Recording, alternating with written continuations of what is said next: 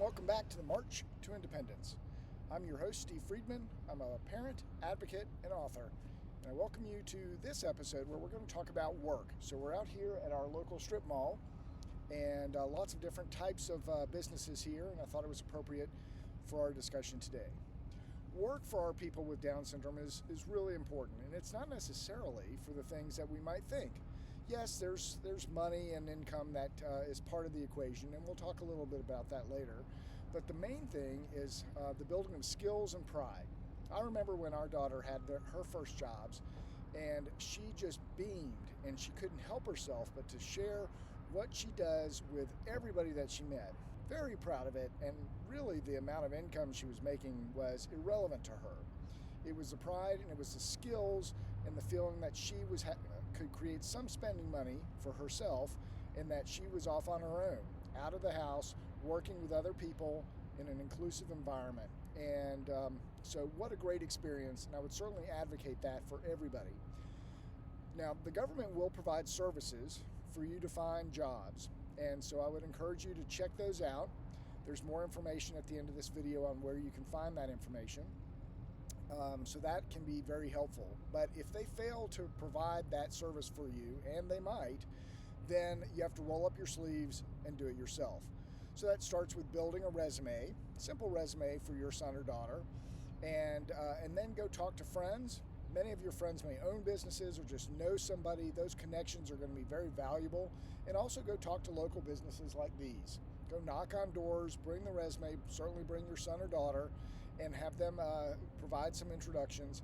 You're looking for the right fit. There are clearly some people that are angels in this world, and they see the opportunities and the possibilities with your son or daughter, and they're going to be thrilled to talk to them about a job. There will be other people you will clearly know from the first second that this would not be the right fit. The other thing that's important to remember as you go look for jobs with your son or daughter is this is not a charity. You're not offering a charity. You're offering a hardworking, energetic team player. And so I would make sure you're marketing it as such and looking for those opportunities where they can learn and they can grow, and that they are surrounded by people that are there to be supportive of them and help to continue to challenge them as well. There are obviously responsibilities for your self-advocate too, in being professional and coming on time and wearing the proper gear and being aware of what they're doing and what they're supposed to be doing on the job. So it's a partnership, and it's a very important partnership from the start. The first job is not necessarily the last job they'll have, but it's a building of skills.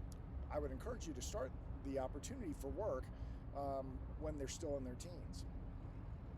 Now, we did mention a little bit about pay, and there's a couple of things that you need to be aware of with regard to pay. It's really important for their benefits to make sure that they don't exceed their income limits. Now, they're pretty relaxed income limits. Usually they can't earn more than about $1,900 a month. If they do, and they do that for consecutive months, then they risk losing their own benefits. Medicaid, SSI, connection to their parents' Social Security, and more. So you definitely want to be very cautious of that limit. But $1,900 a month is quite a bit, assuming they're going to probably start earning at the minimum wage. There's many hours that they can work. There's a couple of other things that you should consider around the pay. One of them is bonuses. So many companies will provide holiday bonuses. Well, if they provide a holiday bonus, it's like pay. And so if your son or daughter is making, say, $1,400 in a month, which is still a pretty good amount at minimum wage, but then they get a $500 bonus, then they could be risking their benefits. So be aware of that and make sure your employer is aware of that. The other thing is this $1,900 limit is a monthly limit. So if they always get paid twice a month, say middle of the month and end of the month, then it's a consistent amount of pay every month.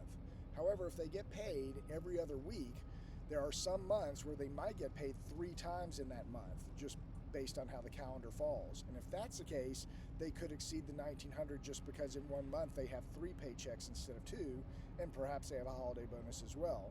So very important for you to be aware of this. Don't assume that your employer is aware of the challenges around that. A couple of other things to be aware of with regard to the impact or the consequences of having a job. We mentioned the income limits. There's also an asset limit, so you want to make sure that your son or daughter doesn't have assets of more than $2,000 in their name. If they do, again, you could be jeopardizing their SSI, Medicaid, and other benefits. $2,000 is not a lot of money, especially if they're making $1,000 or more on work. So what you have to do is make sure you have a system for where that money comes into and what you're spending that money for. Very likely they may not have that many expenses, depending on what their living situation is and other expenses are. But that's where an ABLE account comes into play. And then we'll talk about that, and you can find resources as we close up the video later. But it's important to have an ABLE account where you can put money from their job or from gifts or any other source into an ABLE account, usually around $17,000 a year maximum. So that really is a very important legal instrument that you can set up quite easily online, but you should check that out before they start working and bringing in an income. The other thing with regard to income is just to step back to think about philosophy. So certainly with our other sons and daughters, we assume that one day they're going to leave the house, they're going to have income that is self-sustaining, and they will find jobs throughout their life, they will make savings, and they will retire at some point, all that sort of stuff. We may assume that may be different for our sons and daughters with Down syndrome. It doesn't necessarily have to be different, but honestly, it usually is. At some point, you have to make a decision. If they're going to earn more than $1,900 a month, they're going to lose their benefits at some point. They're going to lose their SSI and their Medicaid. If you believe that they can earn their own income for their lifetime to sustain their living, housing, and all the other expenses that everybody has, then that's a fair option for you to choose. However, if you believe that they will likely not be able to maintain their own living purely by their working or possibly family donations, then it is super critical that they maintain their benefits. So listen to our financial benefits video that we have out there on the YouTube channel. Check out other information that we're going to share later, but it's really important that you make that decision early on. And if you choose for them to work, but also to have benefits, which is the route that we've chosen, then it's really important that you're aware of the limits that we've already talked about. Finally, a couple of topics that come into play when your child gets their first job: money management and transportation. So you may certainly have the opportunity to talk about money with your child at any age and under any circumstances, but when they have a job, they get a paycheck. I would always encourage their employer to give them a paper copy of the paycheck, because it's such a great thing to hold in your hand, see the dollar amounts, and know what you've just earned. So understanding how to deposit that, what $50 a week is, what it can buy, what it can't buy, go to the store, get them a debit card and let them be able to buy stuff for themselves. And those sort of things will help them understand the value of money and what they can and cannot do. I mentioned debit card, and so I'll take the opportunity to reiterate that I would get a debit card with a certain limit. They need to know their PIN. You can manage it. You can understand how much is coming in and out. But a credit card is a different issue. The limit on a credit card goes against the asset limits that we talked about earlier. So let's just say they have a $2,000 credit card. They may only charge $20 a month on it. But if somebody comes in and looks at what are the assets, where are the resources where they could get money to provide rent, food, and other things, they would look at that credit card as a $2,000 asset. I would definitely suggest you steer away from credit cards. The last topic is transportation. So depending on where your son or daughter works, they're going to need to be able to get there.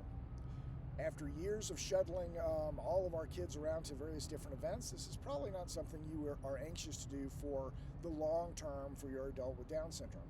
You may need to do it, depends on where you live and what your transportation options are, but you also may use this as another opportunity to build independence. Transportation options in many cities include direct door-to-door public transportation, where they provide usually a taxi or a small van that will pick you up, maybe some other people up, and bring them directly to where they need to go. That's a great service. I will say that in our experience, it was very safe. We had no concerns about that, but it was not the most reliable thing, so we had to plan in advance that they would come pick her up early. We had cell phones so we could tell where she was, and if she had an issue or she wasn't feeling well, she could certainly call us. But it really worked out quite well, and she was proud that she was able to get transportation by herself. There's also app-based transportation like Ubers and Lyfts. That can be expensive if you're going to do that every time they go to work, but that is an option which you can set up or you can teach your loved one to set up. There's other public transportation like buses or trains, and there are many people with Down syndrome that take buses and trains all by themselves. If you believe that's an opportunity for your child, make sure that you're practicing, you're going with them many times, you're monitoring that, you're taking short trips, they understand exactly where they're going and when they're going, and then you can determine whether that's something that you're comfortable with them doing on their own. And finally, in some cases, they can walk to work. We were fortunate that one of Gwendolyn's jobs was 2 blocks away, so we walked to work, and I went over there and picked her up, and we walked back home, and we did that several times, and then she said, I'd like to walk to work by myself. So we walked to work together again a couple of more times, making note of all the different hazards. She had to cross the street, she had to wait at the stop sign, she had to watch cars, she had to be careful because the sidewalk was not completely flat and level. But she did all those things, and I will tell you, I waited across the street when she came home by herself for the first time, and she was just so excited. She beamed. She ran the last 10 feet into my arms because she just had done something amazing by herself in walking to work. So consider the transportation options that are best for your son or daughter. Find the right fit for the work and find the right opportunity for your son or daughter.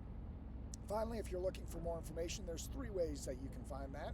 One is you can go on our website, beyonddownsyndrome.net, and when you get there, there's lots of information, articles, resources, as well as there's a free independence worksheet which you can download, save, modify, send. Great way for you to capture the steps and considerations along your loved one's independence path. Secondly, continue to check out our YouTube videos. We have more coming. We have more that are saved on our YouTube channel, and so I would encourage you to check out ones that will help you on your own independent path, including especially the financial one that we talked quite a bit about today.